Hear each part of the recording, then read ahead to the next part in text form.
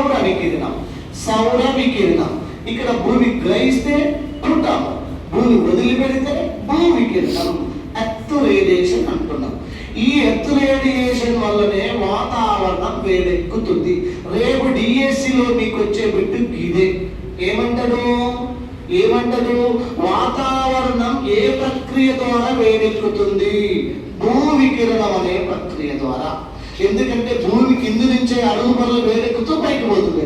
అంటే అడుగులో ఉన్న గాలి పొరలు వేడిగా ఉంటే పైకి పోతుంటే కొద్ది గాలి పలచబడుతుంది, ఉష్ణోగ్రతలు తగ్గుతాయి అన్నమాట. అందుకనే వాతావరణం ఏ ప్రక్రియ ద్వారా వేడెక్కుతుందంటే భూ వికిరణం, భూమి ఏ ప్రక్రియ ద్వారా వేడెక్కుతుందంటే సూర్యపుటం, విశ్వాంతరాలు ఏ ప్రక్రియ ద్వారా వేడెక్కుతాయంటే సౌర వికిరణం. అర్థమైందా? విశ్వాంతరాలు సోలార్ సిస్టమ్ అంతా ఎట్లా వేడెక్కుతుందంటే సూర్యపుటం లేదా సౌర వికిరణం లేదా సూర్య వికిరణం ద్వారా వేడెక్కుతుంది. ఆ వచ్చిన సూర్య వికిరణాన్ని భూమి తీసుకుంటుంది, భూమిలోకి పొడుచుకుపోవడాన్ని పుటం అన్నాం. అంటే లోపలికి పోతుంది, ఇన్సోలేషన్. ఇట్లా మరి ఎప్పటి వరకు పెడుతుంది భూమి?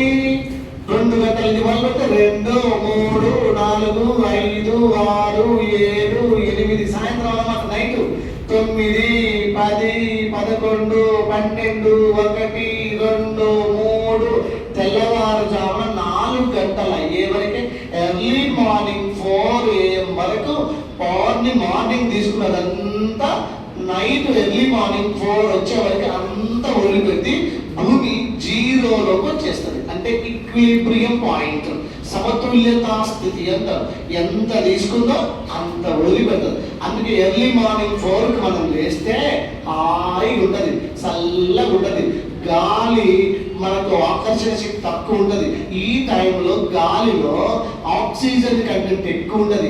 ఈ టైంలో కనుక లేచి పుస్తకం చదివితే ముందరకు ఇలా అని పక్కన పెట్టుకోవచ్చు. ఇక అంటే ఎంత చదివితే అంత బాగా ఎక్కుతుంది, ఆక్సిజన్ కంటెంట్ ఎక్కువ.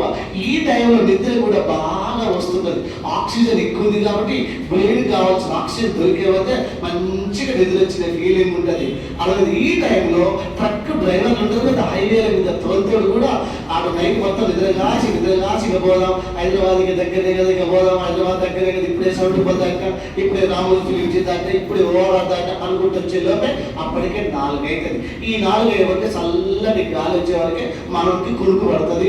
అట్ట నిద్ర పోయేలోపు ట్రక్ పోయి పక్క రోడ్డుకి ఎక్కుతుంది. ఈ లోపు యాక్సిడెంట్ అయింది. అందుకే 3 నుంచి 5 గంటల మధ్య సమయాన్ని డెత్ అవర్ అంటారు, మృత్యు గంట.